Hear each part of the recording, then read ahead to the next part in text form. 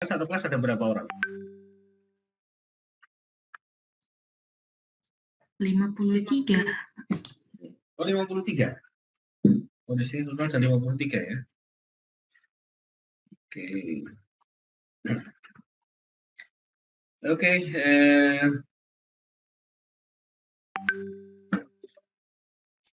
Oke, kita masih berlanjut dengan isu yang kemarin. Jika kemarin saya sampaikan, kita menggunakan data ini ya, kelihatan ya, kalian ya, kalian kelihatan ya. Pak. Kita menggunakan data ini, yaitu data tingkat kriminal di US ya, seperti ini, violent crime, murder rate, percentage metropolitan, percentage wide, dan sebagainya. Lalu kita summarize data-data yang ada 51 state di sana.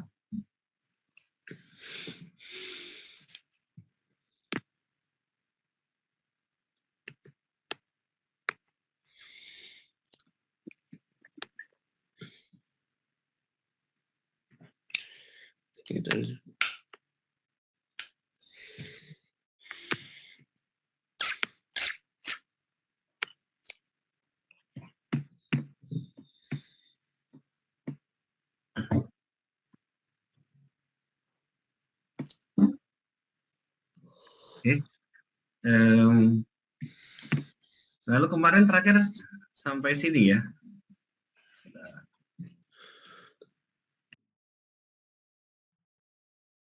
Sampai sini ya.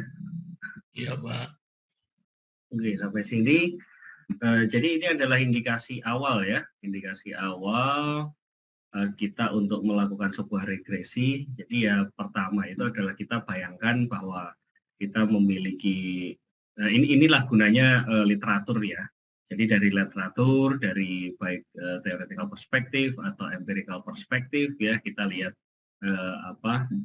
kita lihat teorinya, kita lihat hasil-hasil yang pernah ada, mungkin kita bisa lakukan baik replikasi maupun adopsi ataupun juga adaptasi, itu sangat-sangat dipersilahkan ya. Nah, dari sini kita mungkin berangkat dari, anggaplah dari theoretical perspektif ya, violent crime rate dan juga percentage metropolitan. Dan sebagai contoh, ketika banyak orang itu tinggal di perkotaan, di mana perkotaan itu sumpah dengan persaingan tinggi dan sebagainya, ya alasan apapun bisa kalian kemukakan ya. Sebagai contoh itu tadi alasan saya. Nah, semua alasan bisa kalian kemukakan. Yang penting di sana ada dasar literaturnya ya, itu tidak masalah. Ya seperti contoh itu metropolitan yang sibuk, metropolitan yang padat, persaingan tinggi dan sebagainya, violent crime rate cenderung juga tinggi.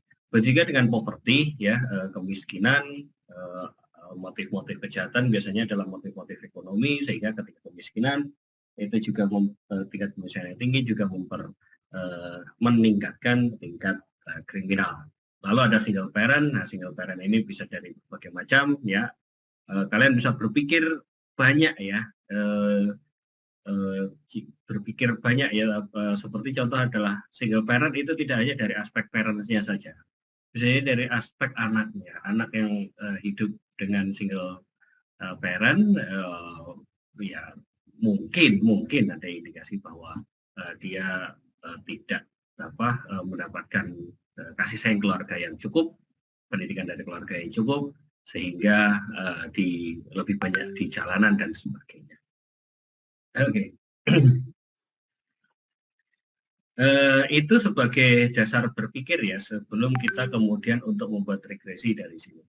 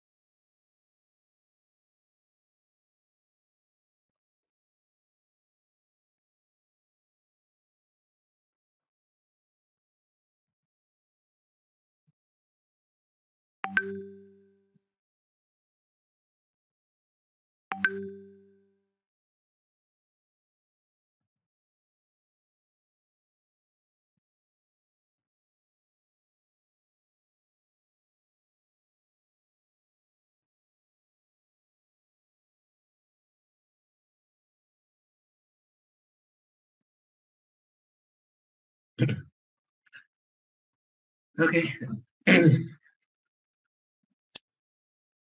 Nah, kemudian kita membuat sebuah regresi ya dari sini, membuat sebuah angan-angan begitu dari variabel-variabel tingkat kriminal, orang yang tinggal persentase orang penduduk yang tinggal di metropolitan, di daerah urban, lalu ada tingkat kemiskinan, juga ada single parents. Kita lihat di sini. Ya sebelumnya juga saya wanti-wanti kalian atau mendorong kalian untuk membuat do file ya ketika belajar, ketika nanti mengerjakan tugas dan sebagainya. Kalian akan sangat butuh itu, kalian akan sangat butuh do file. Untuk apa? Biar kalian itu mengingat saya pernah bikin skrip itu ada di mana ya. Bukan mengingat-ingat komennya apa. Di sini saya tidak menaruh komen sama sekali karena sudah punya skrip yang saya ambil dari sana sini. Oke? Nah, kalian belajar pakai itu ya. Nanti juga akan saya sampaikan ke Mbak Anin sebagai tutor kalian di kelas tutorial. Oke, kita lihat di sini ya. Topik kita hari ini pada dasarnya adalah measurement the goodness of faith.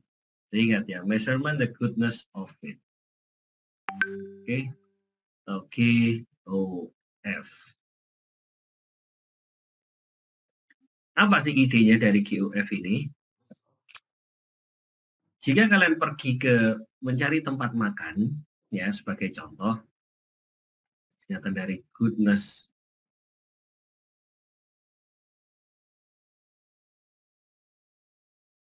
of faith. Kebaikan dari sebuah regresi. Ya, fit ini dimaksud adalah regresi karena kita fitting the data. Oke. Oke, perhatikan baik-baik ya. Meskipun ini kelas online. Oke. Ambil contoh ketika kalian ini mau makan di mana. Ya. Kalau tanya ke mas-mas, tanya ke ceweknya, biasanya makan di mana terserah gitu ya. Nah itu berarti goodness of it-nya sangat loose sekali ya, kriteria measurement goodness of it-nya sangat loose sekali. Atau malah sebaliknya ya, bisa jadi sangat ketat sekali. Oke. Oke, nah disinilah kita ini bermain, goodness of it ini bermain. Ketika menentukan tempat makan, kalian punya kriteria yang banyak. Sebagai contoh, satu enak. Baik.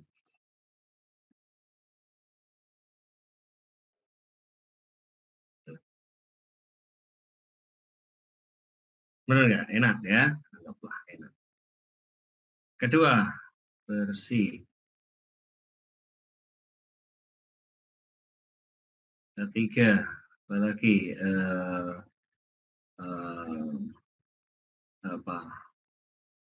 murah. Mungkin bukan murah ya, tapi terjangkau. Jangkau ya, bukan murah mungkin ya.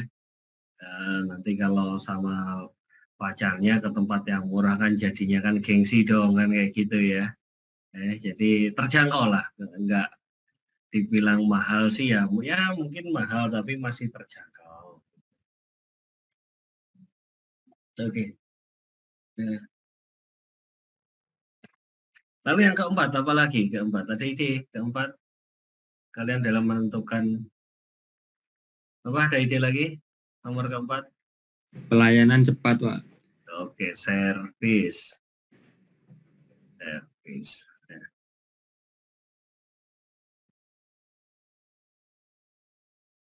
Dan mungkin yang kelima adalah dia harus seafood. kriteria utamanya. Atau bukan sifat ya, jangan sifat. Dia harus nuansanya, vibes-nya, vibes yang candlelight ya, candlelight. Oke, ini kriterianya seperti ini. Oke lah, vibes-nya dan sebagainya. Kriteria seperti ini sehingga kalian mengatakan bahwa ini menjadi sebuah pada akhirnya kalian bisa mengatakan bahwa resto tersebut jos gitulah ya. Masih melazat. Nah, hal yang sama di goodness of it kita juga seperti itu. Kita ingin mengatakan bahwa regresi yang kita buat itu adalah regresi yang paling mantap, regresi yang paling jos, regresi yang bagus sekali. Oke.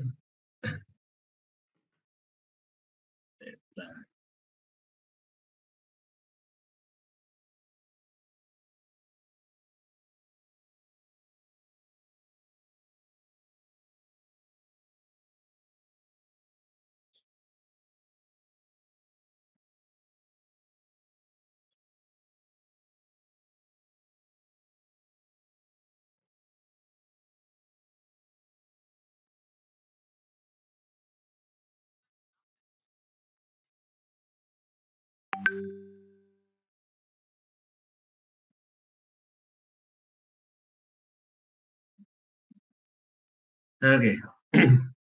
Ratio tersebut bagus, ratio tersebut. Hal yang sama juga kita terapkan kepada regresi, di mana regresi yang bagus ini, regresi yang baik ini, regresi yang jos ini adalah regresi-regresi yang memiliki kriteria-kriteria tertentu.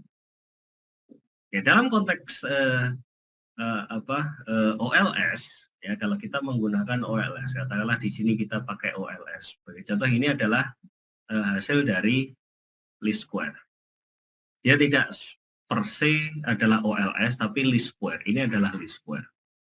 Regresi yang kalian buat di berbagai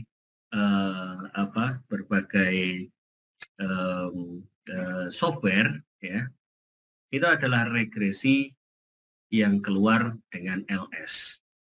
Untuk menuju OLS-nya, kita sendirilah yang menerapkan kriteria yang dikenal dengan nama classical assumption, ya, classical assumption test. Ya, ada normalitas, ada autokorelasi, ada heteroskedasitas, ada spesifikasi yang benar, ya, linearitas yang benar, dan mungkin berbagai yang lain.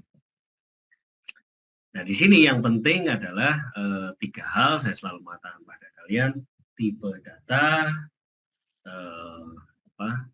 tipe data, data collection, serta kalian tahu proses bisnisnya.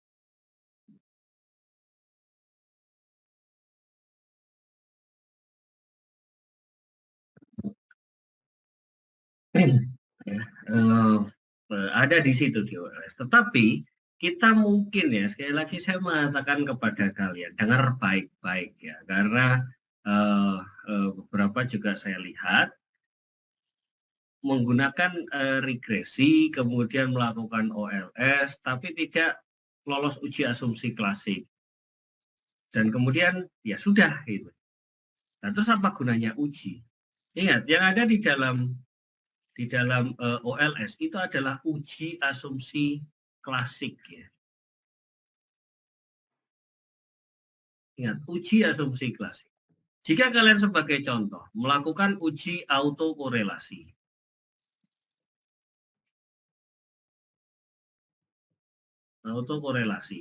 oke? Lalu kemudian kalian menemukan fakta dia mengalami ya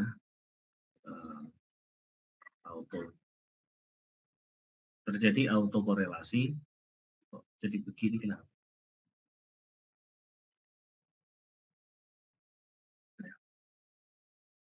Satu yang biasanya dikatakan mahasiswa, ya saya menguji pakai yang lain, Pak. Sudah. Ini logika yang salah ya. Iya, ini adalah logika yang salah. Kalau kalian menguji sebuah resto, ya, lalu ingin mengatakan dia itu enak atau tidak, kalian mengujinya dengan apa? Dengan makanannya, betul? Kalian datang ke sana, kalian nikmati makanannya. Ketika menikmati makanan, wah, kurang sedep ini, kurang nendang, bumbunya kurang berani, sehingga mengatakan dari situ gak enak. Lalu kalian balik nih, cerita ke teman kalian. Gimana makanannya? Nggak enak. Kok nggak enak? Iya tadi makanannya saya suap, begitu saya makan seperti ini, masukkan ke mulut, saya sendok, masukkan ke mulut. Wah, jangan gitu cara ngujinya. Makannya itu lalapan dulu, habis itu ada nasinya dulu, habis itu lauknya dulu. Lalu kalian kembali sana. Wah, sama aja. Jadi ingat, seberapapun banyaknya tes, itu tidak berarti kalian menyelesaikan masalah, karena ini hanya tes. Tes untuk menunjukkan bahwa regresi ini baik atau tidak, regresi ini memenuhi kriteria atau tidak. Bukan untuk menyelesaikan masalah sebagai contoh autokorelasi. Nah, yang sering di dalam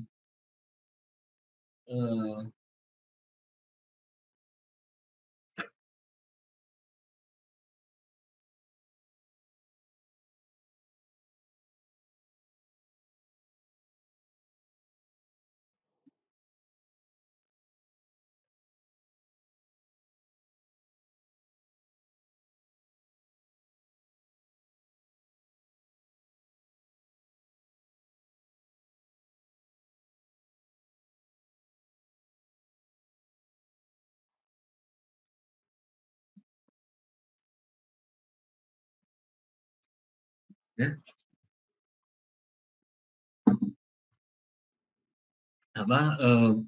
itu tidak menyelesaikan masalah, ya itu hanya tes belaka.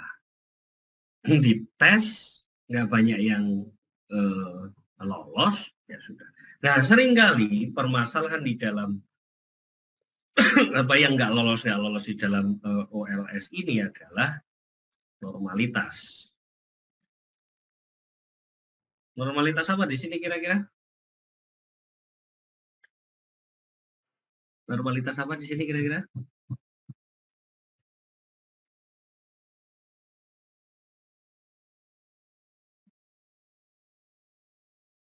Normalitas apa?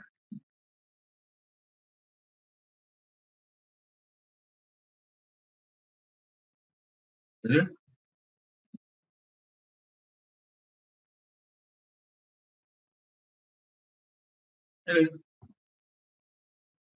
Wah, malah tinggal turu. Iya.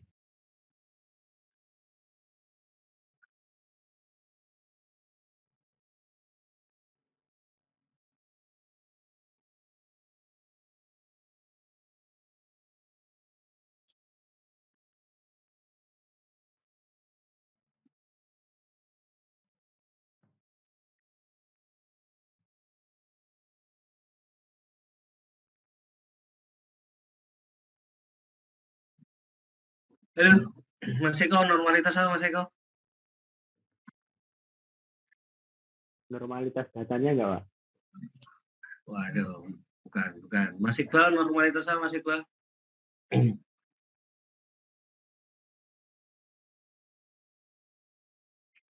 Mas Iqbal Rizky, Jadi Pak, normalitas apa? Keraturu loh. boten Pak. Awane Mungkin ide bisa dulu. pakai itu Pak, Sapiro Milk gitu. Iya, normalitas apa itu? Apa ini? Maksudnya apa itu apa ya Pak? Normalitas itu apa yang normal? Sama saya tanya itu, Mas Iqbal normal nggak? Normal. Normal Hmm. apanya?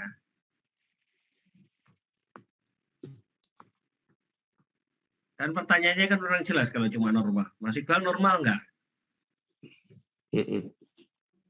Kira-kira sama tanya balik ke saya kan, normal apanya Pak? Gitu nggak? Iya Pak. Iya. Sama seperti ini.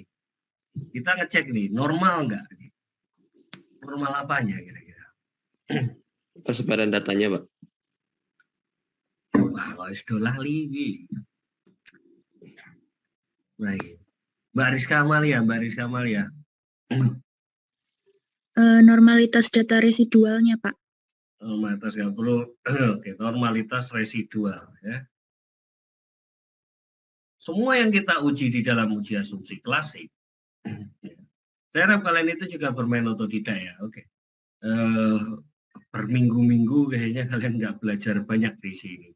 Nanti akan saya tunjukkan deh, kalian mungkin beberapa ikut penelitian dosen, nanti data sudah masuk ke saya, dan saya yang mengolahkan ini, saya kasih tunjuk ke kalian bagaimana pentingnya untuk dalam konteks manajemen propertinya ya, bukan penilaian propertinya.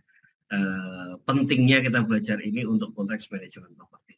Oke, residual ini menjadi kunci dari classical assumption. Kita melakukan pengukuran terhadap residual. Sekali lagi, sama seperti kalian menentukan resto tadi, kalian pasti punya pengukuran terhadap sesuatu yang kalian anggap itu penting di sana.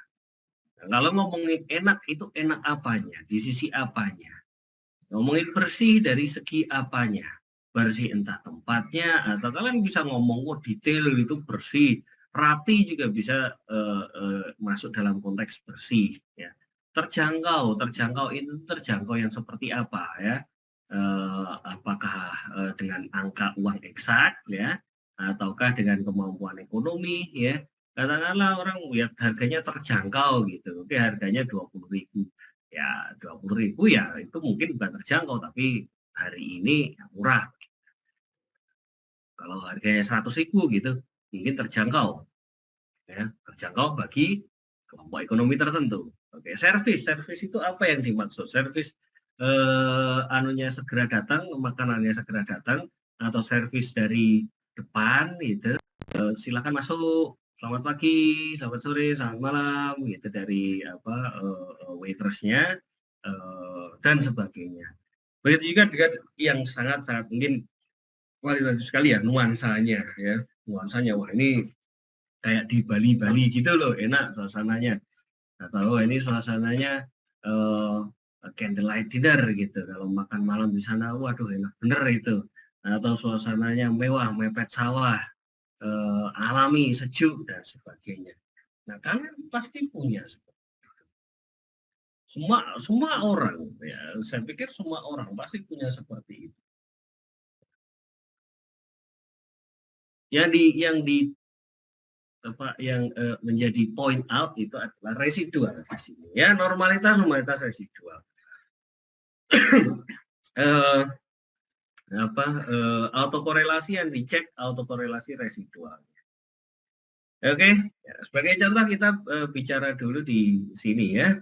Ada persentase orang tinggal di metropolitan, poverty, dan juga single. Oke, di sini Mas Abrar, ini yang signifikan yang mana saja nih hasil dari regresi ini?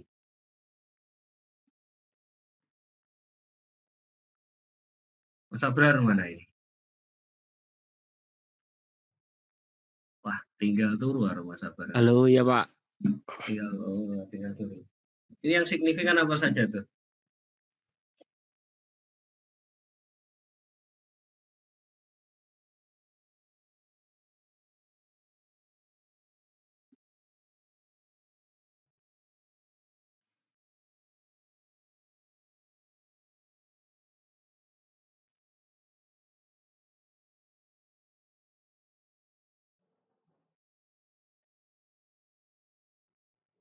Tuh, mana Mas Sabar? Mas Sabar.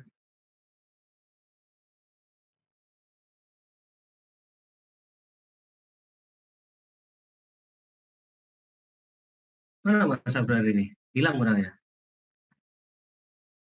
Enggak, Pak. Bentar, Pak. Tinggal turu piye?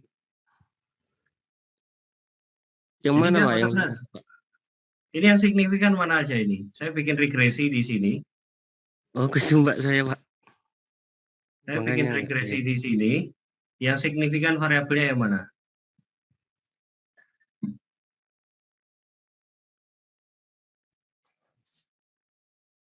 Nggak tahu Mas Abrar. Wah, susah ya. Alamat biji elek lah. Mbak Deang Sari. The only one to Ya, show. Pak. Mana ya? Tidak ada yang signifikan, Pak. Hah? Lihat dari yang P lebih besar dari T itu, Hah? kalau signifikan lebih besar dari 0,05, tapi yang ini nggak ada. Oh gitu. Oke. Mas Ferdiansyah. Mas Ferdinansyah. Sorry. Mas Ferdinansyah. Yang signifikan yang mana nih? Kalau menurut saya yang PCT Metro sama yang single. Kenapa? Karena dia 0,000. Ya, apa itu artinya? Artinya kalau menurut saya itu signifikan, Pak. Iya, kenapa dia signifikan? Oke, 0,000. Iya, ada kriterianya enggak? Kalau seumpamanya dia 0,001 signifikan ya? Mas Ferdinand ya?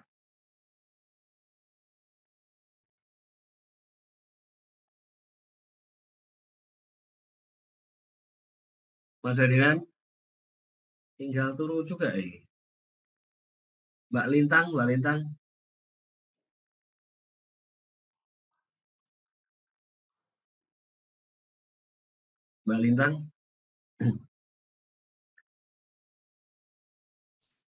Enggak, Pak.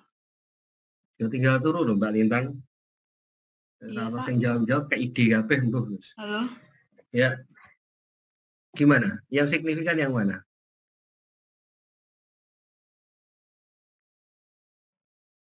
Mbak Lintang? Yang poverty, Pak, karena lebih dari 0,005. Gimana? Poverty karena Lebih dari 0,005. apanya? Apanya yang lebih dari 0,005?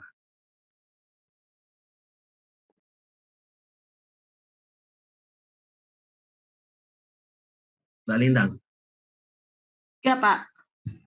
Islah ya, sampean C aja lah ya. Mas Michael Davis yang Iya, Pak. signifikan apa saja? Kalau menurut saya tuh ini, Pak, PCT Metro sama yang itu single parent. Nah, kenapa? Karena dari P hitungnya, P hitung apa P value ya, itu yang PT itu, dia berada di bawah 0,05 atau Dia berada di bawah. Di Iya. bawah. Iya, Pak. Terus? Jadinya signifikan kalau melihat uji-uji yang ini. Mungkin kalau ditarik ke yang tadi mungkin karena memenuhi ini ya, classical assumption itu tadi. Yang datanya berdistribusi normal apa itu tadi, Pak. Kenapa harus ini, Mas? Kenapa? Kenapa harus 0,05 nih yang sampai? Kan kalau dilihat yang tadi kan derajat keyakinannya kan ini kan 95% kan, Pak. Hmm. Hmm. Basisnya kan dari yang itu. Kita mau ininya errornya berapa, apa ininya berapa. Ada yang 10, ada yang 5 gitu. Oke, sampean pakai 5 ya. Kalau di sini kan 95 itu kan koefisien intervalnya berarti kan 5 kan, Pak, ininya. Ya, boleh saja. Bagaimana dengan properti, Mas? Bisa juga, Pak, itu signifikan juga. Loh, yang signifikan metro single atau semuanya? Semuanya, Pak. Jadinya semuanya. Kenapa semuanya?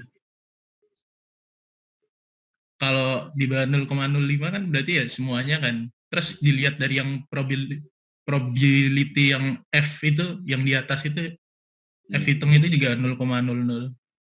Oke.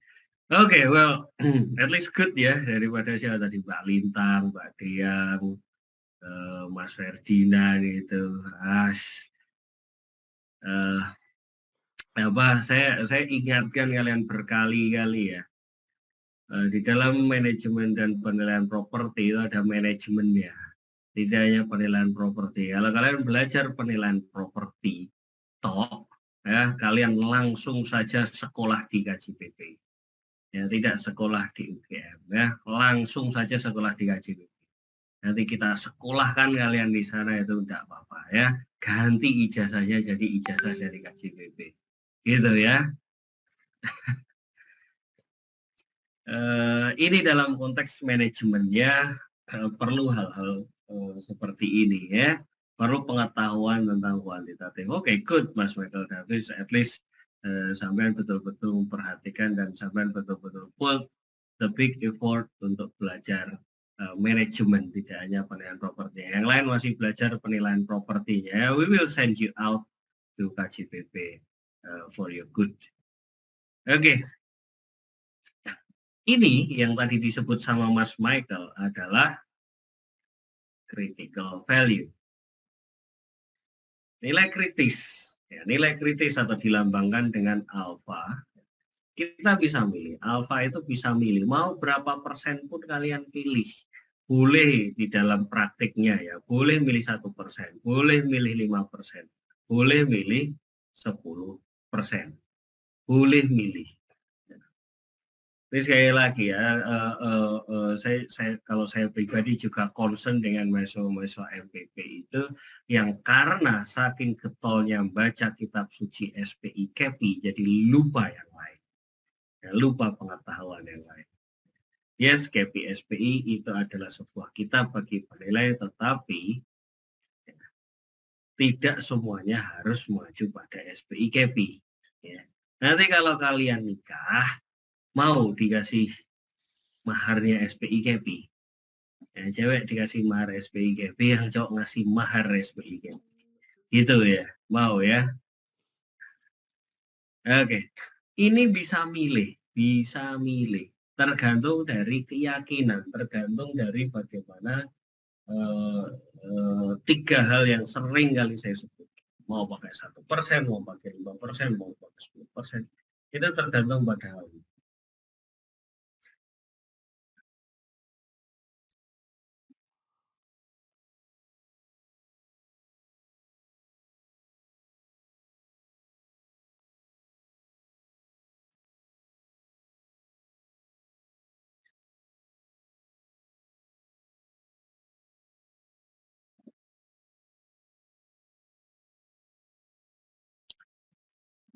Baik,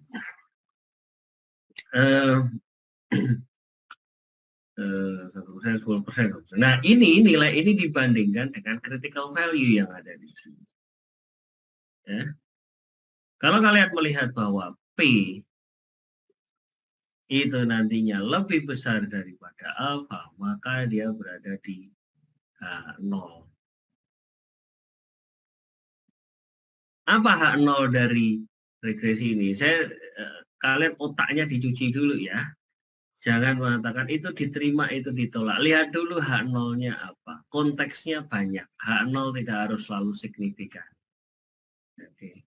Jika P lebih kecil daripada alfa, maka dia adalah H1. H0-nya apa dulu? Dilihat konteksnya. Di sini konteks H0 adalah tidak ada signifikansi. Tidak ada signifikansi. Sehingga kalau dia H1 berarti ada signifikansi. Ada pengaruh bahasa gampangnya. Ya. Oke.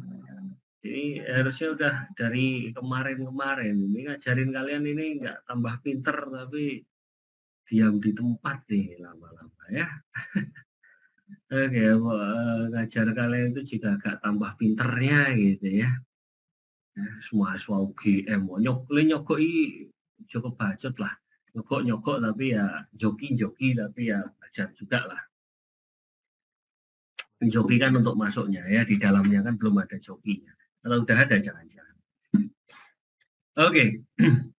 Kalau kita pakai taraf 5% atau 10%, semua variabel yang ada di sini ya itu signifikan. Kalau kita pakai 1%, maka yang signifikan hanya 2 variabel, metro dan single. Yang poverty dia adalah 1,4%, tapi tinggi dari 1%. Maka kita tidak ikutkan di dalam signifikansi atau variabel yang signifikan. Oke, seperti itu modelnya ya. Seperti itu kita menjelaskannya. Kalian belajar, ngajarin mahasiswa di empati mau diajak agak advance sedikit kok utek kayak gini jongkok terus ya. Nggak pinter lah ya. Ajak ngomong nyaut gitu ya, Mbak Lintang. Apa Pak? Alah, setelah diwenehi dhewe marem model-model Mbak Lintang dan kawan-kawan seperti itu ya. Oke, dan saya raja tega aja ya dalam penilaian buat kalian. Oke, masih kalian mahasiswa MPP, saya dosen MPP ya, nggak ada urusannya. Oke. Oke, kalian perhatikan baik-baik ada di situ. Kita sudah ada di kita sudah lewat 8 pekan, kita sudah berada di pekan ke-9. Belajar yang baik bisa. Ya. Nah, kemudian isu selanjutnya adalah di dalam goodness of fit. Jadi kita ke goodness of it-nya ya, kita tidak ke classical assumption-nya lebih dulu ya. Kita ke goodness of it. Goodness of it ini sederhana-sederhana. Apakah memang regresinya itu bisa dibaca, apa regresinya itu ya bagus secara umum ya. Itu kita lihat dari prop F-nya. 1. Ya, sama seperti yang ada di sini. Ya, H0-nya dia, H0-nya adalah no join distribution.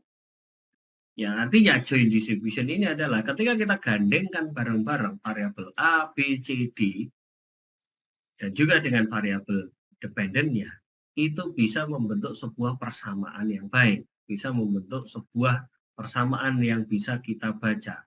Logikanya jalan, masuk akal, memang bisa si Y itu dibuat persamaan dengan menggunakan variabel X1, X2, X3, dan seterusnya. Jadi contoh di sini konteksnya adalah tindak kriminal, violent kriminal, dengan orang tinggal di metropolit, di urban, kepadatan di urban, tingkat kemiskinan, kemudian tingkat single parents, itu bisa dibaca sih. Nah, disinilah gunanya kalian itu membaca. Saya kok wacana ini caption-nya kancane terus sih. Saya kok wacana ini medsos terus, ya bagus, tidak apa-apa gitu ya. Saya kok wacana ini statusnya kancane ya. Gitu ya. Bacalah ya. Memang sih kalau dalam Islam itu Nabi dulu mengatakan ayat Al-Quran mengatakan baca gitu, tapi ya kalian ke palang kereta api ada bacaan 1 sepur, awas hati-hati, itu juga baca bener ya. Bacalah ya. Saya melihat kualitas dari per se yang saya lihat secara spesifik yang saya lihat adalah pekerjaan kalian di dalam UTS dan UAS. Jika itu tidak baik, ya tidak baik.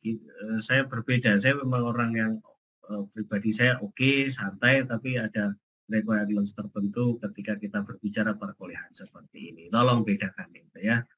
Jadi jangan meremehkan mata kuliah ini, begitu juga dengan tugasnya. Halah, segini wae rapo apik. Segini wae cukup santai iki. Jadi ya nggak seperti itu, nggak seperti itu. Kalaupun kalian harus dapat C, kalau kalian pun harus dapat D, ya then so be it. Oke. Oke, itu yang pertama ya. Yang pertama adalah F-nya. Ini adalah nilai F hitung yang ada di atas. Yang ada di bawah ini adalah nilai probability dari F.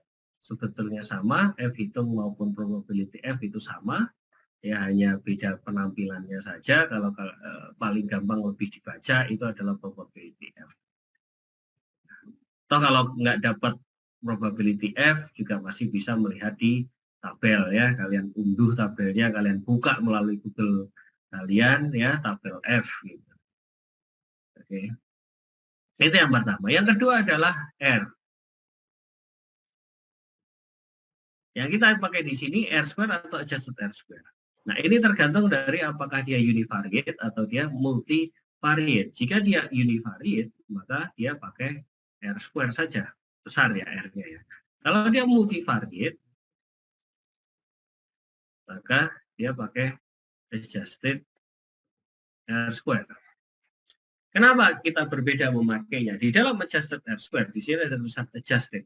Ada yang disesuaikan atau penyesuaian. Apa yang disesuaikan? Apa bentuk penyesuaiannya? Bentuk penyesuaiannya datang dari penalti terhadap jumlah variabel. Well, cara untuk mengakali R square yang kecil, kalau kita bicara di R square saja ya, cara untuk mengakali R square yang kecil, nilai R square yang kecil adalah dengan nambah variabel. Nah, simple.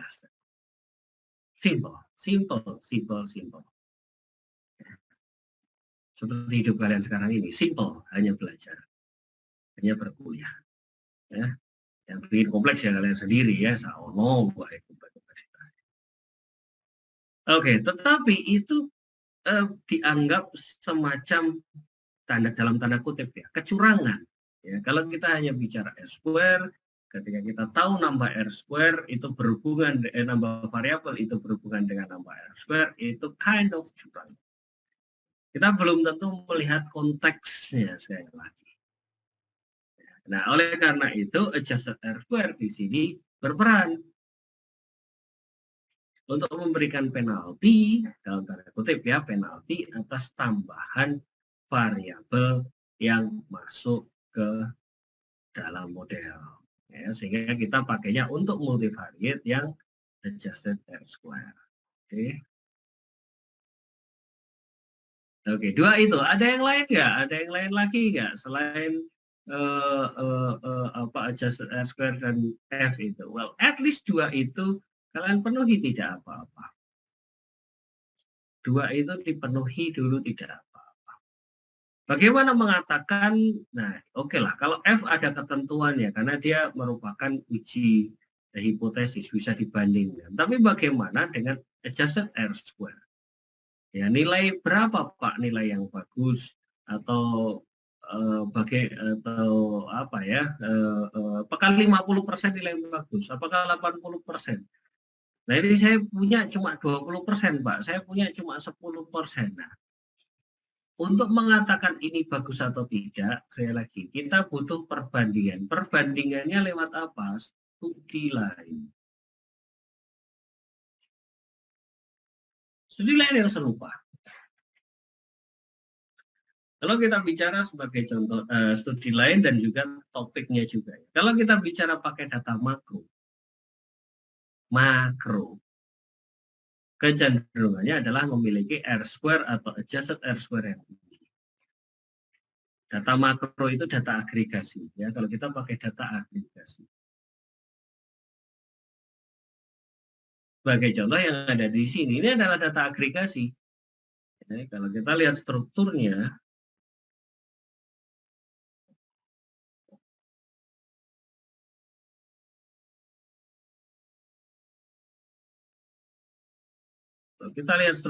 di sini, ya,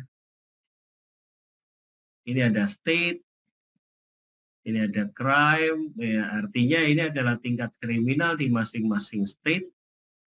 State itu negara bagian yang ada di US, jumlahnya ada 51. Kalian cari di Google atau trivia-trivia yang lain berapa jumlah state yang ada di Amerika, ya, atau apa saja state yang ada di Amerika. Oke. Ini ada 51. Ya, ini adalah data makro karena crime di nomor 1 AK ini jika saya tidak salah adalah Arkansas. Total ada di Arkansas selama tahun 97, ini diambil tahun 97, pemorong, itu ada 761.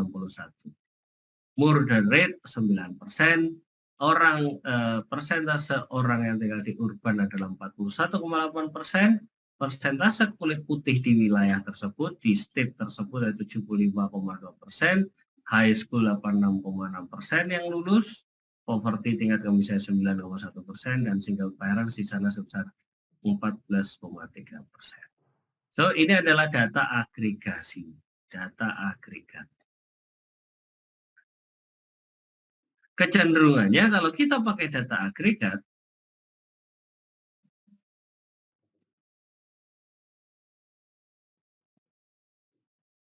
cenderungannya kalau kita pakai data agregat, itu akan tinggi R square-nya, ya, akan tinggi seperti ini, 82,96, ya, nggak jauh-jauh dari R square. Kalau kita pakai data mikro, kecenderungannya rendah R square ataupun adjacent R square. Seberapa rendah? Nah, itu dia dibandingkan dengan studi lain. Oh, ini studi makro tentang kriminal. Coba cari makro kriminal R square-nya berapa. Mikro kriminal bisa juga kalian lakukan atau ambil data-data dari BPS, Susenas, dan sebagainya, ya, untuk melihat kriminal individu, apakah individu has committed the crime in the past. Ya, Anda bertanya seperti itu. Itu adalah data mikro. Cenderungannya mikro rendah. Bagaimana? Ya, sekali lagi dibandingkan dengan yang lain. Oke.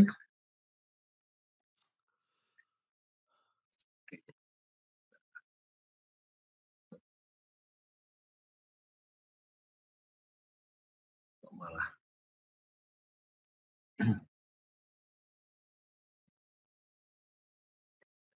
Oke. Kita lihat mungkin bentuk-bentuk deskripsi yang lain, ya. Ini adalah average plot. Average plot, jadi scatter plot saja mungkin tidak membantu, ya. Kalau scatter plot itu seperti yang tadi, ya, yang ada di sebagai contoh ada di sini. Scatter plot ini kalian ini kemana ya arahnya, ya? Kalau mau bikin garis, mungkin garisnya bisa jadi seperti ini kah? Karena ada yang ada di sini nih. Atau gimana? Seperti ini. Karena ngumpulnya banyak kan ada di daerah-daerah sini ngumpulnya. Dan seterusnya, ya. Mungkin kalian kalau dengan kasat mata seperti itu tidak optimal, sehingga kalian memerintahkan untuk membuat average plot. Kayak gini ya bentuknya, ya. Nah, ini untuk membantu kita untuk melihat apakah ini ada asosiasinya naik, ini asosiasinya positif ini antara poverty dan crime.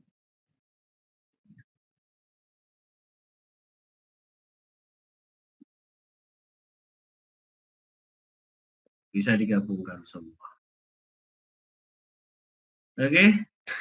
Nah, kita bisa lihat di sini juga ada sebetulnya dia membuat sebuah regresi tunggal ya. Dengan output di sini dan di sini ada T-nya. Sini ada T-nya. Ini ada T-nya. Kita akan bisa melakukan uji hipotesis.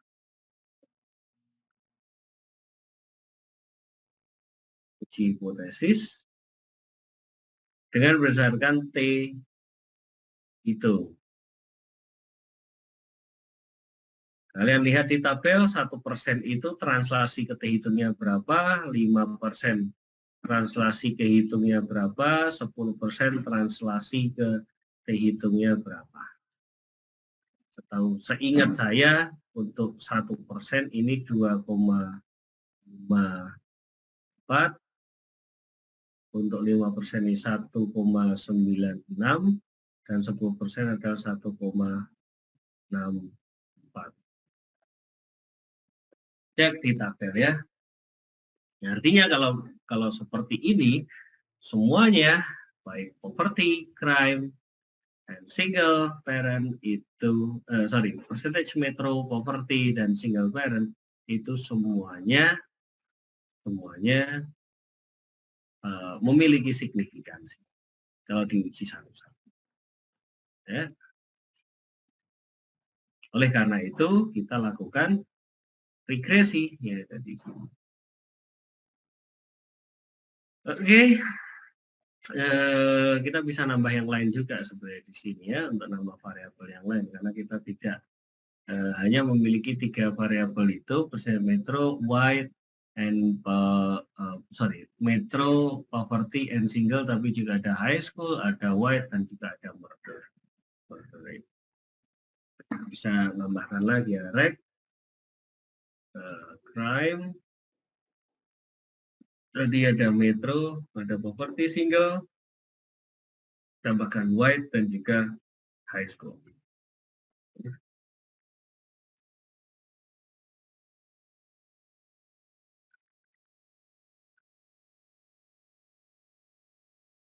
Dia nggak keluar ini.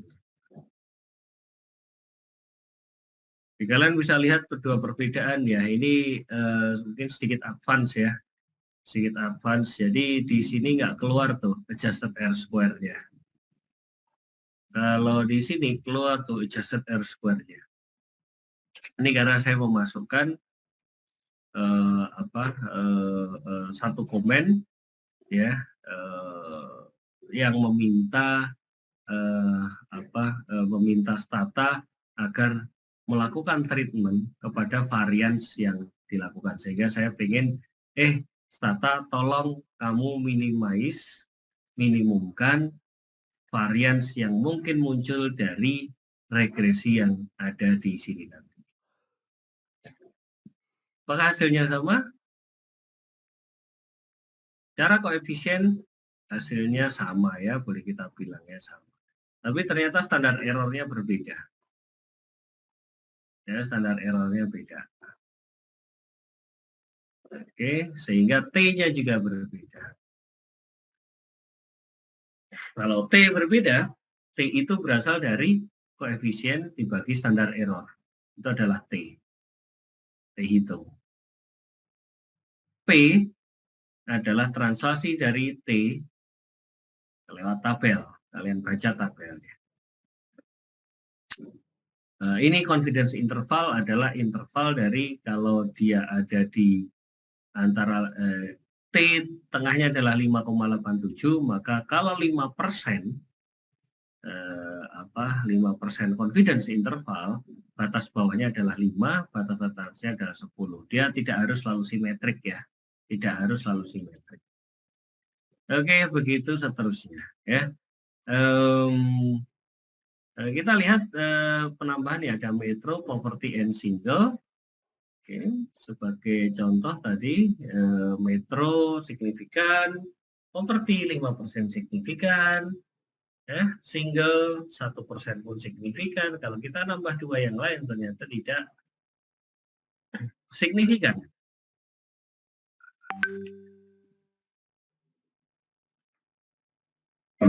Apakah ini indikasi yang oke, kalau kita bicara lagi, ini adalah goodness of it yang lain juga.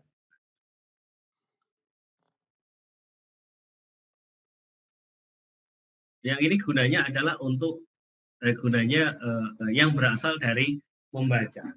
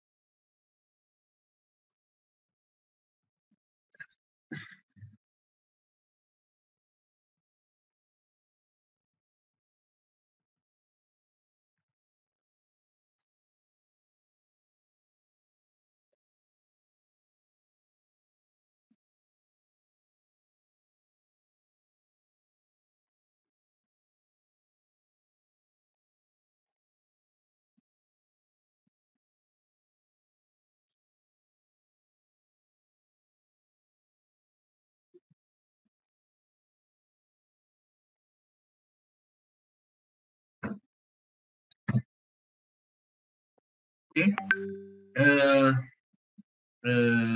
mana tadi ya? Oke, jadi di sini ketika ini adalah bentuk GOF yang lain ya, yang ini berasal dari membaca. Oke, yang krusial yang jadi sesuatu di sini adalah percentage white. Ya. Ini adalah persentase orang kulit putih di daerah tersebut. Ya. Persentase orang kulit putih di daerah tersebut, datanya ada di sini. Oke, contoh Arkansas 75%, Alabama 73%, Arizona 82,9%. Kok bingung ya, AZ itu apa ya? AZ Arizona ya dan sebagainya. CA itu mana? California 79%, CO CT 89, DE 79, FL itu Florida ya 83%, GA dan seterusnya. Oke.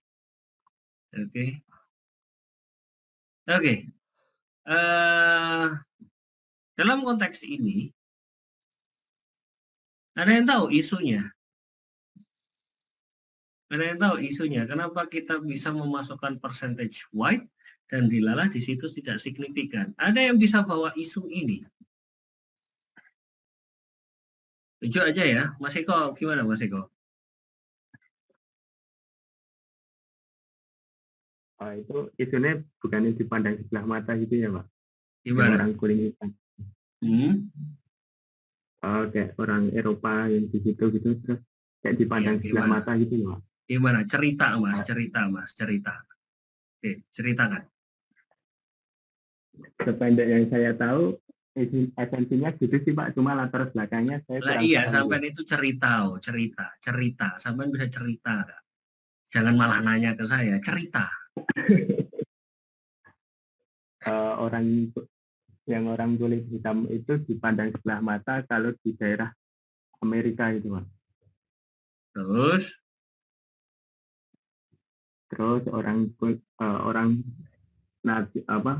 nah kok nasib apa orang yang asli Amerika itu orang yang kulit putih gitu Pak. Terus, Udah mentok Pak. alah, angel loh. Siapa lagi nih? Mbak Beta. Mbak Beta. Kurang lebih sama kayak Mas Eko. Sama apanya? Nggak ngertinya. Mas Eko nggak ngerti, Mas Eko.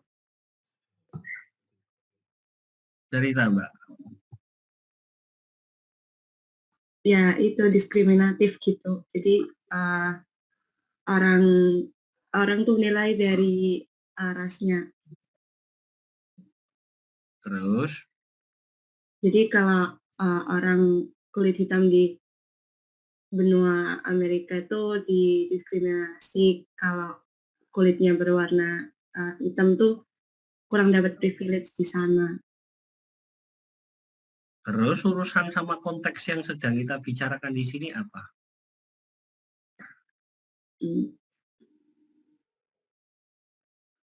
Kok menang? Kurang paham, Pak. Langsung di off mic kok gini. Karep-karep jajan.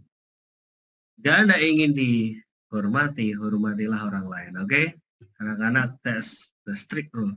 Syafira Salsabila, Mbak, Hadir, Pak. gimana tuh konteksnya? Tolong cerita.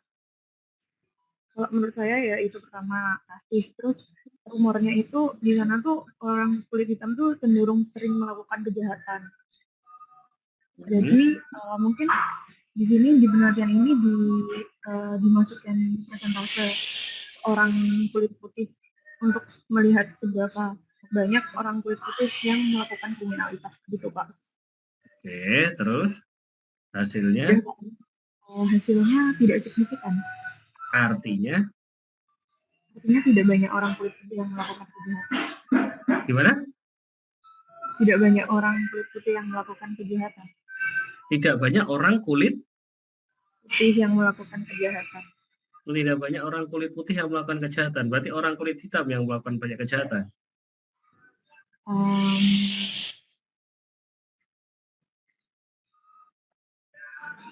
Iya Pak. Gitu. Oke.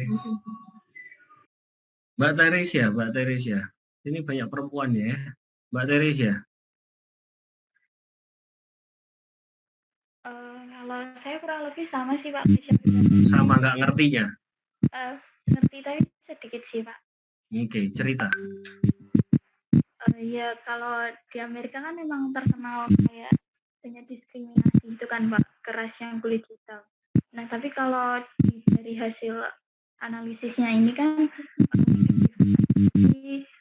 nggak signifikan karena kan ya belum tentu semua orang kulit putih itu melakukan ke kulit hitam.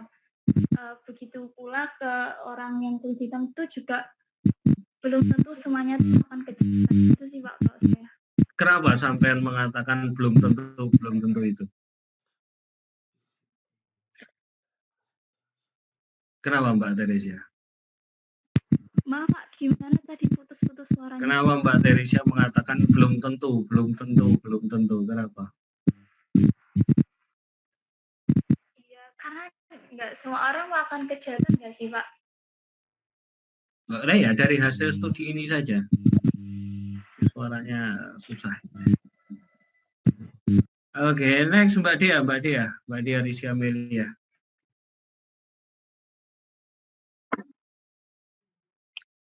Mbak Dia Rizky Amelia. Ditinggal turu malahan. Mbak Brinda Marta Dinanti. Iya Pak. Oke, cerita tuh.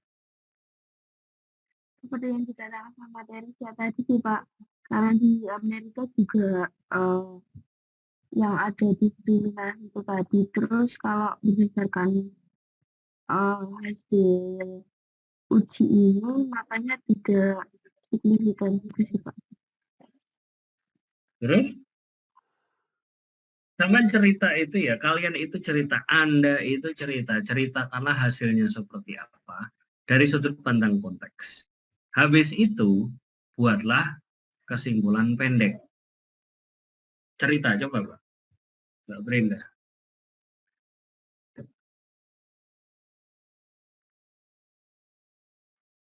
Mana Mbak Brenda hilang?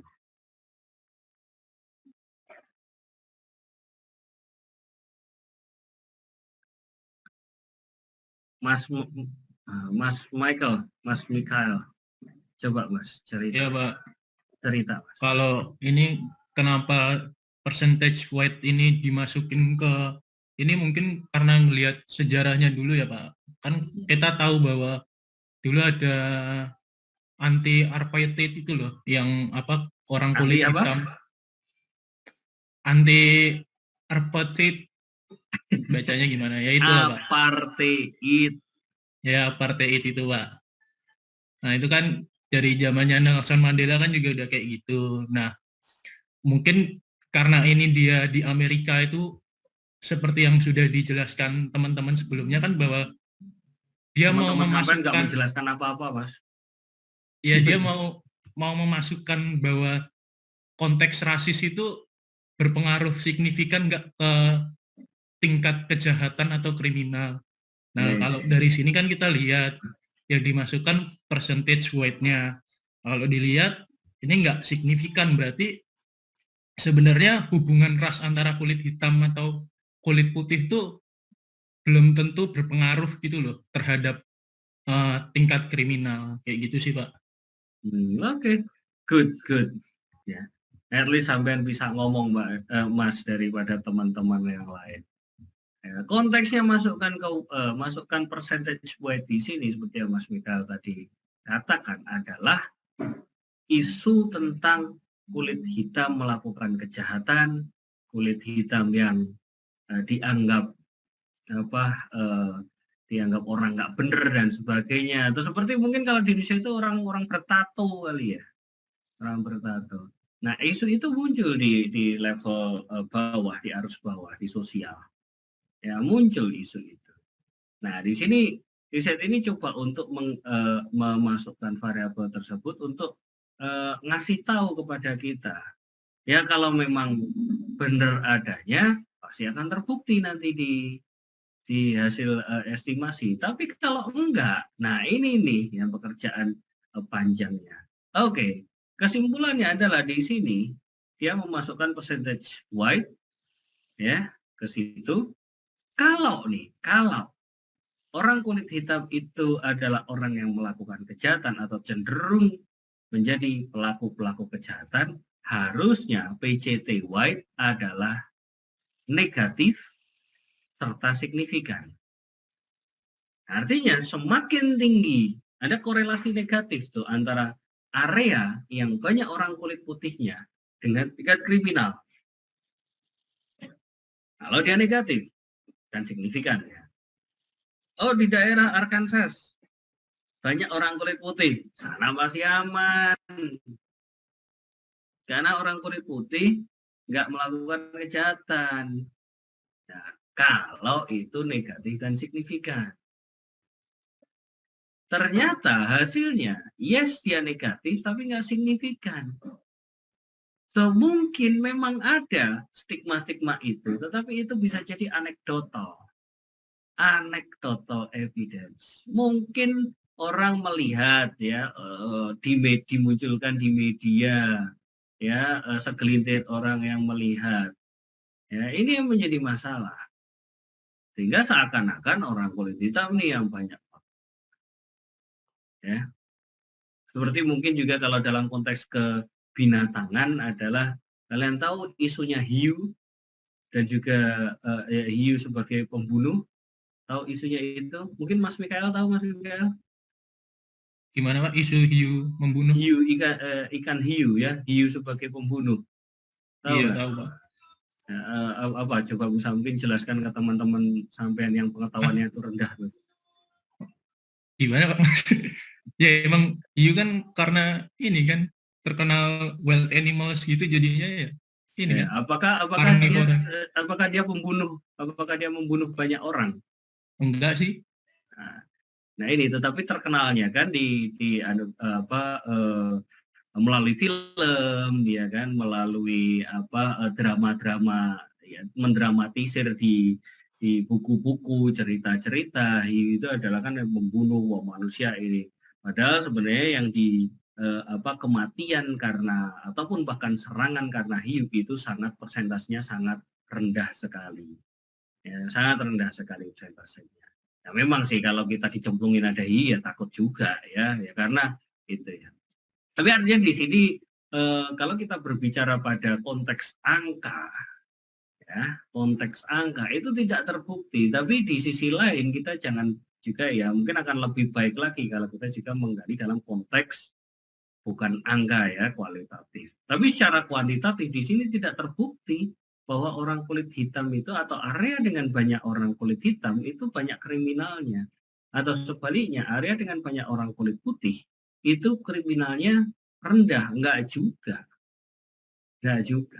Ya. Enggak ada bedanya. Mau hitam, mau kulit putih atau kulit berwarna, di area itu ya tingkat kriminal tidak ada hubungannya sama ras yang menempati di sana. Oke, nah ini studi yang sangat bagus ya untuk menunjukkan atau memberikan bukti evidence based. Mana diskriminasi yang ada? Nggak ada tuh. Itu hanya pikiran orang saja mungkin ya. Oke, so ya yang lain baca ya, jangan baca SPI ya, KPI aja paling juga nggak baca banyak kalian ya. Oke, itu adalah percentage white. Nah, percentage high school ini tidak signifikan, meskipun positif. Oke, jika ini kan agak lucu ya kalau dia signifikan ya. Kebetulan dia nggak signifikan. Daerah dengan tingkat lulusan sekolah SMA tinggi, kalau dia positif berarti korelasi positif dengan jumlah tindak kriminal. Masa sih orang yang banyak lulusan SMA atau pendidikan lebih tinggi ya dalam hal ini konteksnya, itu kok malah areanya banyak kejahatannya? Jadi lucu ya, untungnya dia tidak signifikan. Mungkin di sini ekspektasinya adalah PCTHS ini dengan krem adalah negatif dan juga signifikan. Tapi toh itu juga ternyata tidak terbukti. Kita bisa lakukan AV plot ya. AV plot untuk PCTHS.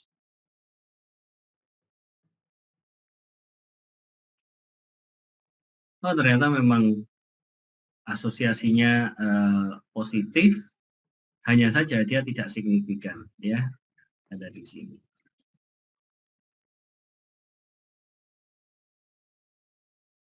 Ini T hitungnya sebesar 1,11. Ada 166, 196, 254. Ya, seperti itu. Oke, apa lagi ya? Oke, classical assumption ya kalian bisa refer kembali ke sebelumnya.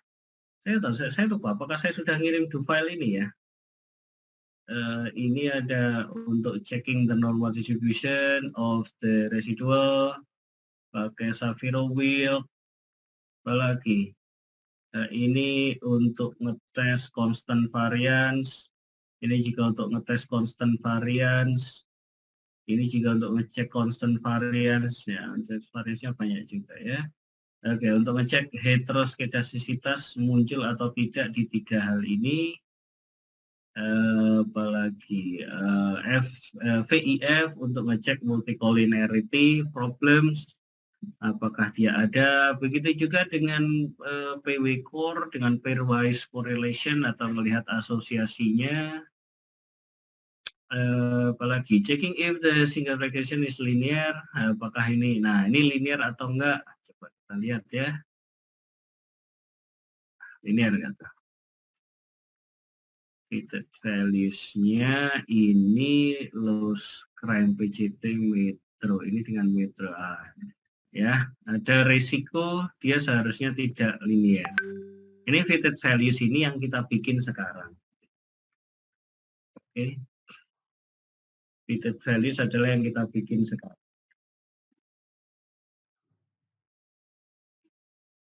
Lowest crime PCT Metro ini kira-kira dengan data yang ada harusnya itu kita bikin seperti apa sih garis. Nah ini yang hijau. Oke, dia terlihat linear tapi sampai titik tertentu dia naik ke sana. Nah bisa kita pahami karena adanya ini. Karena adanya ini yang dinamakan outlier.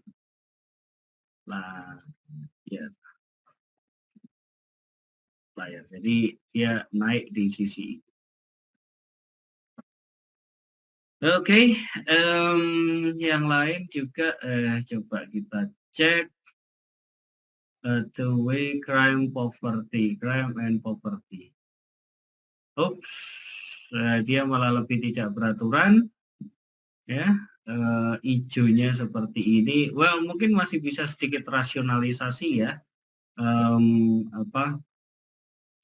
Ya ini masih linear lah. Tetapi ketika udah ada di sini, waduh bentuknya.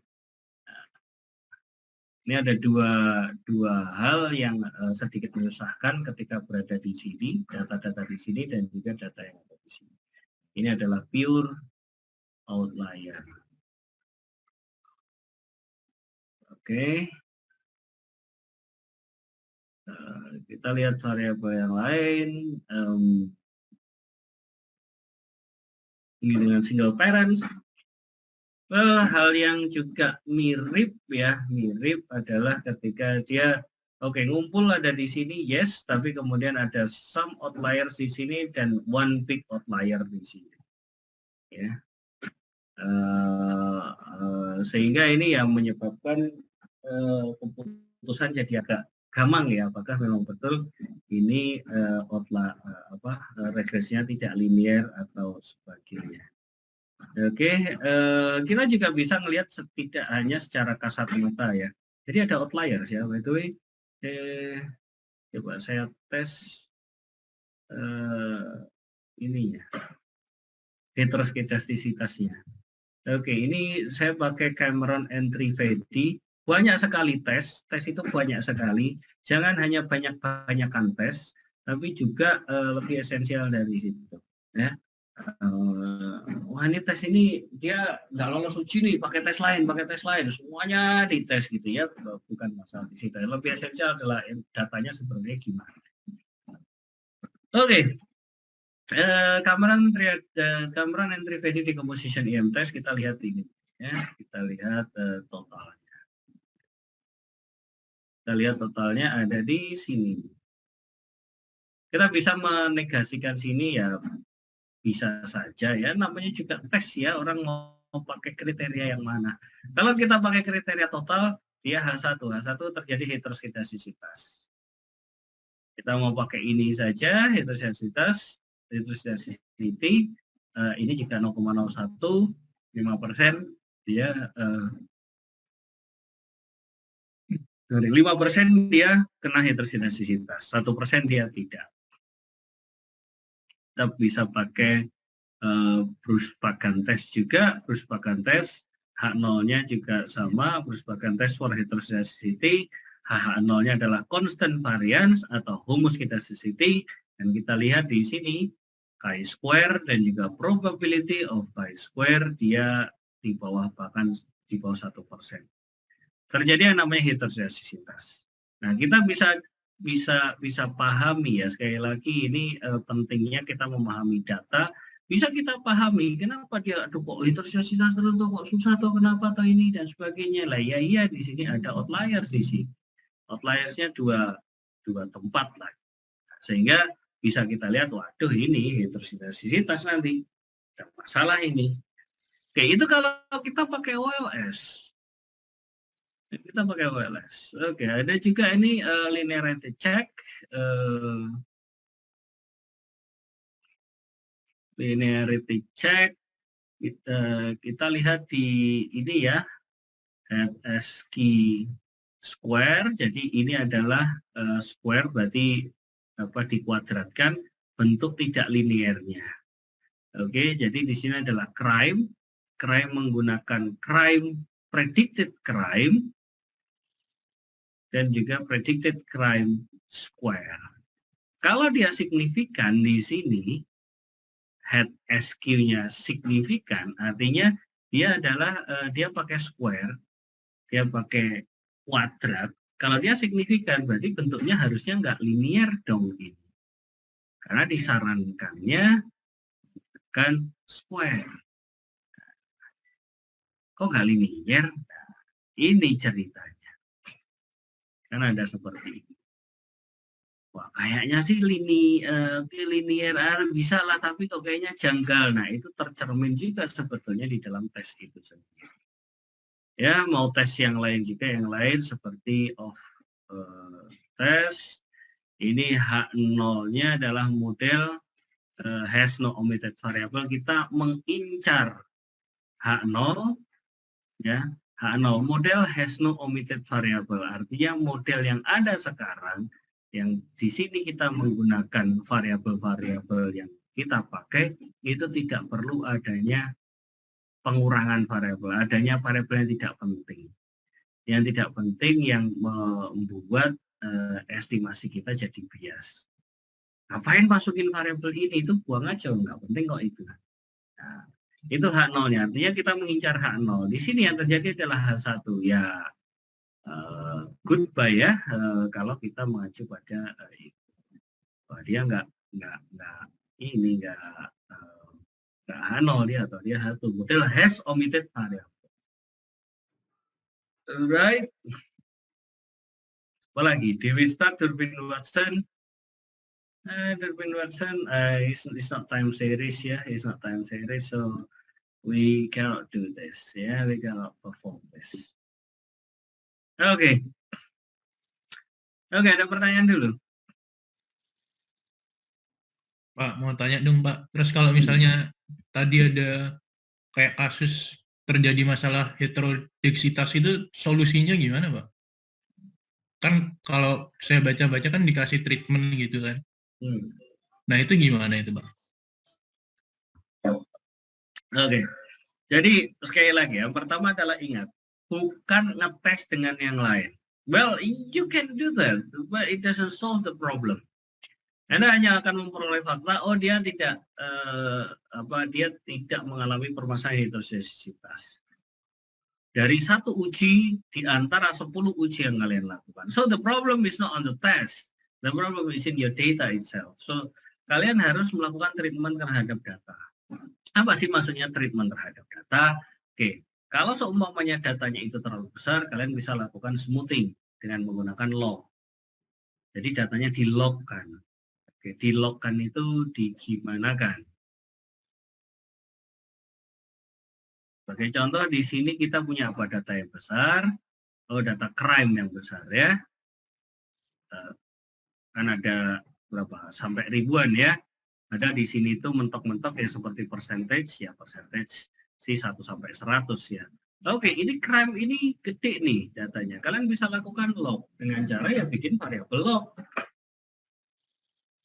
Dan L crime sebagai contoh sama dengan log crime. Nah, seperti ini. Kita lihat di data. Nah, kita dapat nih angka-angka seperti ini, log crime. Oke. Kalau kita seumpamanya mau melakukan ya inilah ya. Coba semuanya ya. Tapi pakai log crime akan keluar seperti ini. Apakah masih ada outliers? Well, it could be. It could be seperti yang ada di sini, dan di sini. Ya. Oke, tapi kita akan coba. At least kita sudah melakukan sesuatu. Ya. Apalagi tadi? AVPlot ya. Bukan AVPlot. ini. Coba kita lakukan dengan memakai L-crime.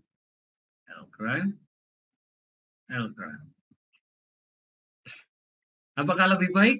Well, perhaps ya. Mungkin jika dibandingkan dengan sebelumnya.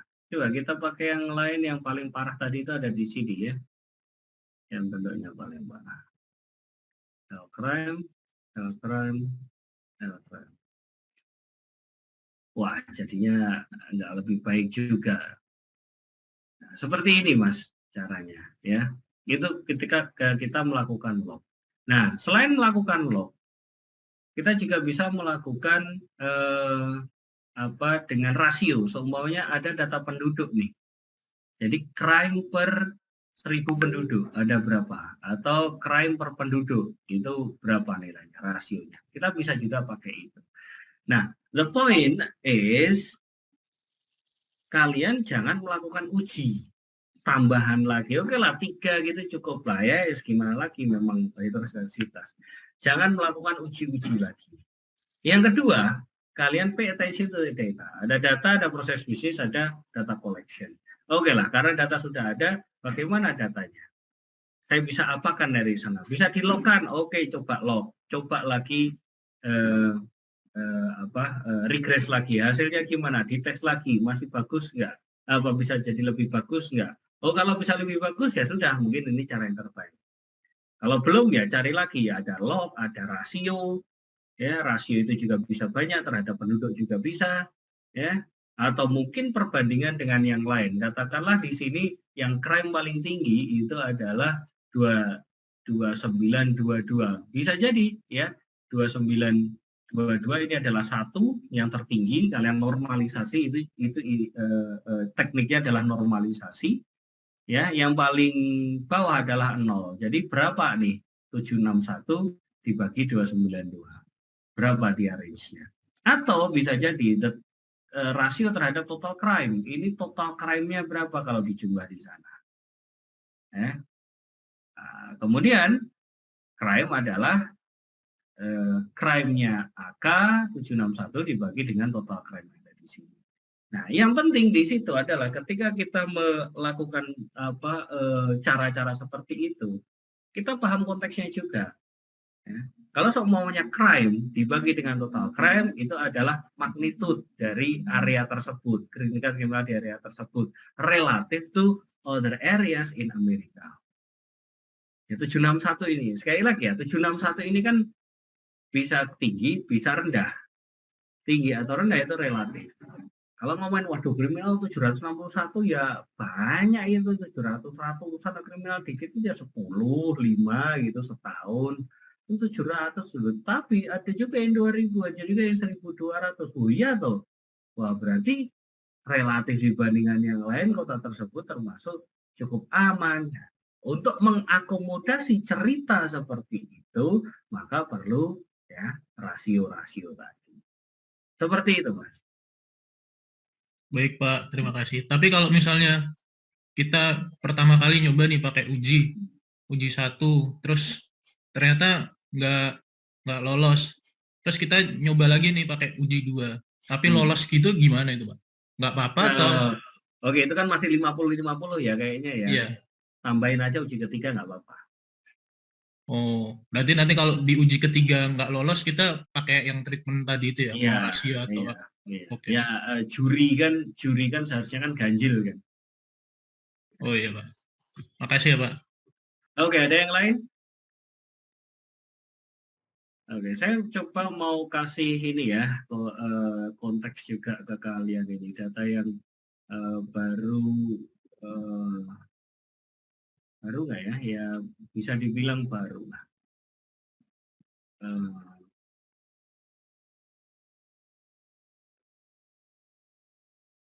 Oke.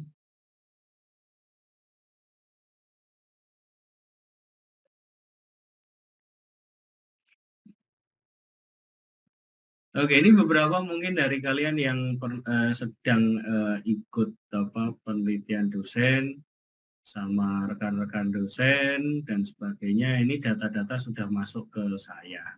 Ya, ini adalah tentang exposure time. Jadi exposure time itu dimaknai sebagai, jadi kalau kalian ini atau penilai ya, seorang penilai melakukan penilaian keluar angka 1 miliar. Di situ klien bisa menanyakan, Mas Mikael, saya minta jadi ini ya, penilai saya ya. Oh ya boleh, siap.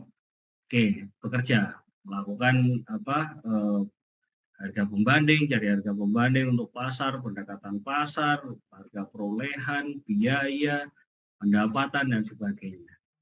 Ya, kan seperti itu ya. Sudah pernah survei-survei harga pembanding dan sebagainya kalian? Sudah atau belum? Udah, Pak. Sudah ya. Oke, kalian kemudian masuk ke kantor, hitung ya, serahkan kepada si penilai, hitung keluarlah angka 1 miliar. Pertanyaannya adalah apakah angka 1 miliar itu, bangunan 1 miliar itu adalah bangunan yang layak jual dengan harga segitu? Harusnya kan iya. Ya. Saya punya aset, saya tadi minta tolong Mas Mikael untuk nilai karena saya punya kebutuhan untuk ngejual dan saya pengen dapat harga yang fair, keluarlah angka 1 miliar. Kemudian saya pasarkan nih 1 miliar. Kira-kira menurut kalian berapa lama dengan angka dari penilai itu rumah saya atau bangunan saya bisa terjual? Berapa lama? Nah, ini penilaian juga nggak paham, manajemen juga nggak paham, manajemen penilaiannya nggak paham, manajemen propertinya nggak paham. Berapa lama Mbak Teresia kira-kira?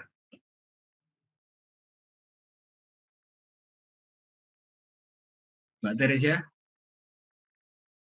Jangan tidur, Mbak. Mas Wildan? Halo Mas Wildan. Mbak Rizka Amalia?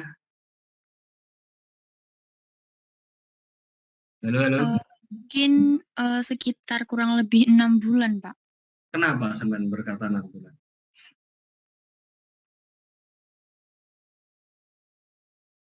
Mbak Rizka kenapa berkata 6 bulan? Mungkin ini, Pak, jual rumah itu kan ya cocok-cocokan juga kan, Pak. Jadi mungkin paling cepat 6 bulan baru bisa dapat terjual gitu, Pak. Jadi kalau sampean penilai, saya tanya, saya adalah kliennya, berapa lama Mbak Rizka? Ini kan Mbak Rizka sudah kasih angka 1 miliar ya. Kira-kira berapa lama Mbak Rizka rumah saya ini laku dengan harga 1 miliar? Mbak Rizka jawab 6 bulan, gitu ya, anggaplah ya Mbak Rizka ya. Lalu saya tanya, kenapa kok bisa 6 bulan Mbak Rizka? Mbak Rizka jawabannya seperti itu.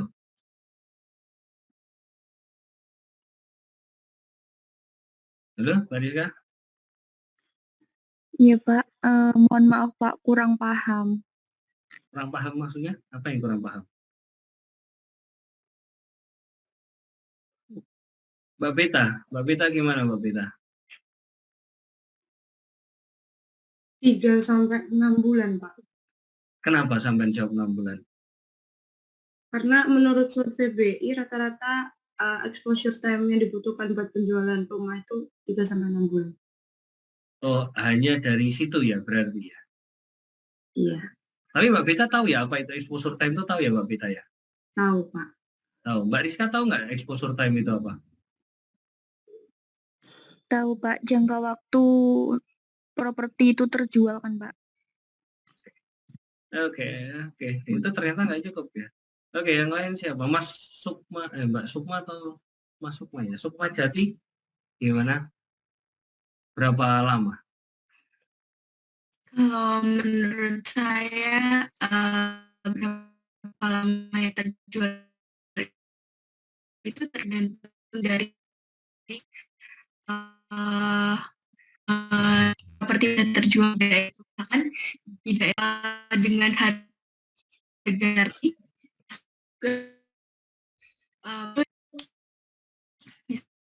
misalkan Waduh, kayaknya Mbak Sukma lagi properti yang saya nilai tadi kayaknya Mbak Sukma lagi di daerah 3T. mohon maaf Pak, gimana Pak? Mbak Sukma lagi di daerah 3T ini. Suaranya putus-putus Mbak Sukma. Sinyal saya Ya, oke. kalau Oke, ini Mas sudah Eko, jelas belum, Pak? Iya, oke, udah jelas gimana? Malah hilang. Gimana Mbak Sukma? Halo, Pak. Udahlah, ganti aja lah ya, oke Mbak Sukma. Mas Eko. Kalau menurut saya tergantung Pak. Yang pertama itu tergantung lokasinya, terus tergantung pemasarannya tuh objek yang punya rumah tuh pemasarannya seperti apa, terus tergantung juga supply demand di lokasi tersebut. Terus selanjutnya tuh untuk waktunya sendiri, kalau menurut saya itu 6 bulan karena seperti yang dikatakan Mbak Beda tadi, Mbak Beda tadi, terus kenapa 6 bulan itu karena perubahan market properti itu biasanya per 3 bulan ganti gitu Pak. Jadi misal kuarter 1 jelek, kemungkinan nanti kuarter 2 udah ada perbedaan kecuali terdapat force majeure seperti COVID kemarin Pak. Kurang lebih seperti itu Pak. Oke, gimana kalau itu lebih dari 6 bulan terjualnya?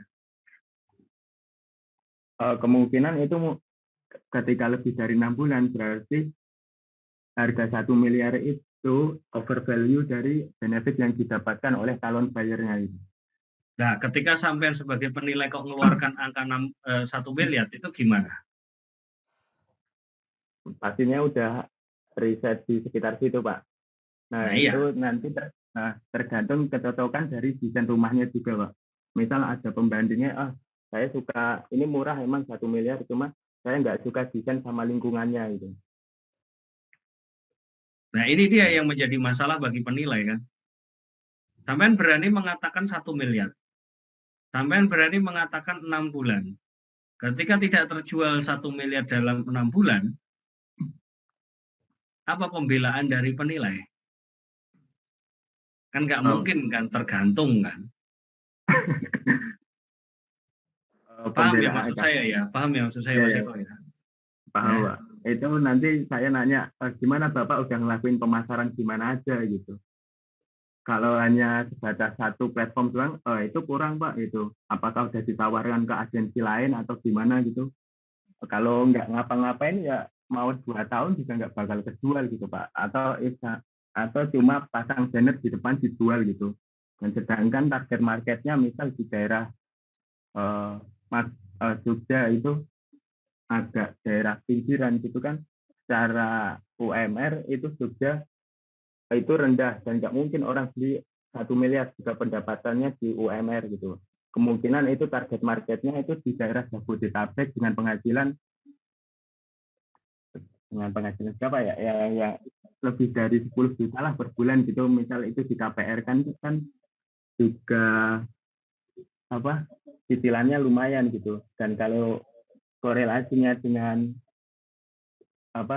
literasi finansial keuangan kan itu biasanya utang itu 30% dari total pendapatan gitu Pak. Gitu Pak.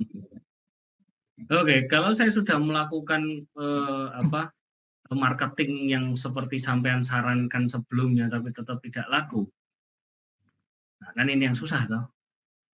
Kan tetap bisa dikejar menilai. Nah, oke. Saya ceritakan ya. Ini adalah masalah di lingkup penilai. Yaitu adalah ketika menentukan time exposure itu tidak ada panduan. Selama ini yang ada, ya para penilai ini melakukan berani mengatakan ini laku dalam X bulan, itu adalah berdasarkan, mohon maaf, feeling. Berdasarkan feeling. Ya apapun itu bahasanya, bahasa saya adalah feeling. Kenapa mengatakan feeling? Satu, nggak ada panduan. Dua, dari pengalamannya dia sendiri. Ketiga, dari katanya. Ya. Dari katanya. Ini kan menjadi feeling. Tetapi tidak ada panduan. Panduan saya maksud itu apa? Panduan yang betul-betul dia empirik. Ya. Saya sama tangan pada kalian kan ya. Hati-hati dengan performa berbasis katanya. Hati-hati itu dengan performa berbasis katanya. Katanya. Ya, yang mana kita orang Indonesia kebanyakan ya, saya mungkin nggak tahu dari negara yang lain, tapi yang saya tahu kebanyakan orang Indonesia suka dengan performa berbasis katanya. Ya, hati-hati dengan itu. Nah, di sini kami melakukan riset mengenai exposure time. Mengenai empirik, kita mau kasih bukti empirik. Apa sih sebetulnya yang menjadi permasalahan, menjadi determinan atau faktor-faktor penentu bahasa gampangannya dalam menentukan exposure time. Oke, ini ada data-data yang kita kumpulkan ya dari kalian-kalian. Hanya saja di sini ya saya kasih disclaim bahwa ini datanya kurang banyak. Observasi total hanya 307 dan itu mencakup semuanya. Di sini ada ruko, ada rumah tinggal, ada tanah kosong ya dengan persebaran seperti ini. Ya. Persebaran seperti ini data yang kita kumpulkan ya. Satu itu rumah tinggal, dua itu ruko, tiga tanah kosong. Ya sedikit sekali datanya yang kita kumpulkan. Ini adalah data transaksi. Karena kita menggunakan data transaksi. Kalau menggunakan data penawaran, bias. Penawaran kan bisa menawarin berapa aja ya toh. Penawaran bisa. Nah ini yang biasanya menyebabkan bubbling. Menyebabkan bubbling dari sisi pasar properti. Oke, ini saya kasih disclaimer. Dari sini saja, ini sudah akan terlihat. Ini yang saya katakan proses data collection serta proses bisnis. Data collection-nya nggak sempurna. Ada yang namanya minimum sample size. Minimum sample size. Ini nggak memenuhi. Oke, masa ruko cuma 4 di total. Mau estimasi apa gitu.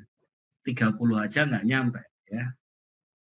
Tapi hati-hati, sample size minimum sample size bukan 30. No. Bukan 30, ada hitungannya ya. Dan kalian, oh saya udah dapat 30 Pak, that's a rubbish. Oke, itu total rubbish. Oke. So ini ya, ini kurang. Saya sudah kasih disclaimer. Ini dari informasi di sini saya bisa memprediksi ini kemungkinan estimasinya jelek sangat tinggi. Oke, saya langsung pendek shortcut aja ya ke untuk estimasi. Oke, ke sini.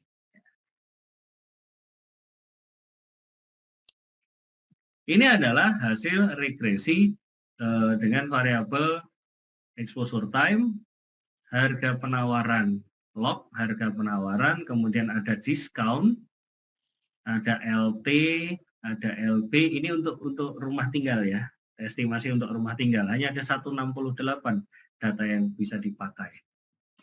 Ya, dan juga LB-nya. Oh, terlihat indah ya. Wah, signifikan semua nih dalam 5%. Hore gitu. Tapi ingat, di sini ada masalah ini. R-square-nya kecil, nobody cares.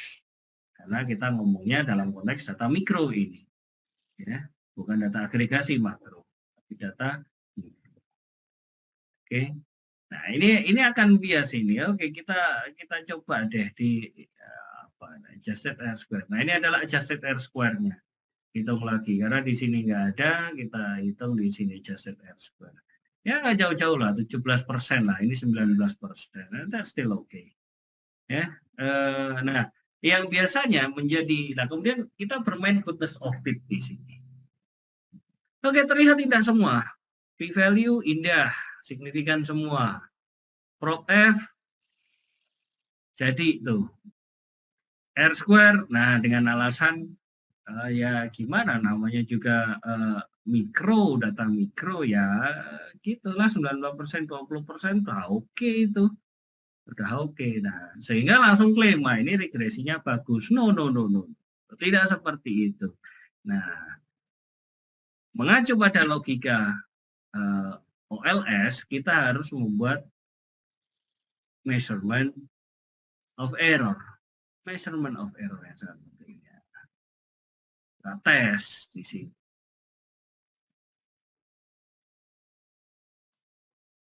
Ini Shapiro-Wilk, normality test of the residual dia H1. Nggak normal. Nggak normal. Jelas nggak normal ini. Kenapa? Karena data yang kita peroleh sebarannya satu tidak. Sebarannya tidak bagus, terdistribusi jelek. Yang kedua, tidak memenuhi sampel size minimal. Ya. Ini yang ya oke terlihat indah di sana. Oke, secara visualisasi pun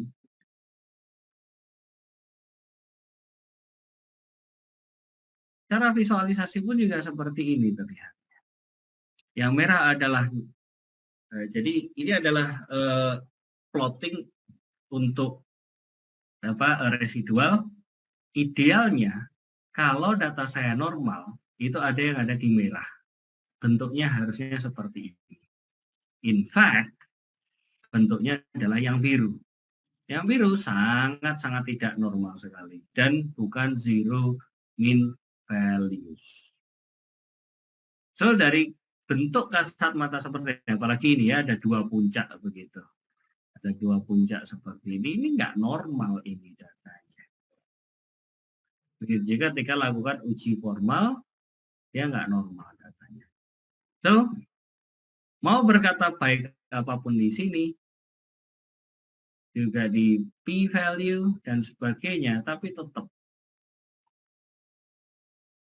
beyond the story adalah data Anda sendiri. Data collection Anda sendiri. Pemahaman Anda tentang proses bisnis. Kemudian memahami tipe data ketika kalian sudah dapat datanya. Ingat ya, numbers don't lie. People do. Ya. Oke, mungkin demikian dari saya. Ya, itu kegunaannya juga ya untuk konteks-konteks seperti tempat kalian juga ya, manajemen dan pelayanan properti. Oke, belajar juga di sini ya, pengetahuannya kasih juga ya. Oke, kita ketemu lagi pekan depan. Terima kasih dan sampai jumpa.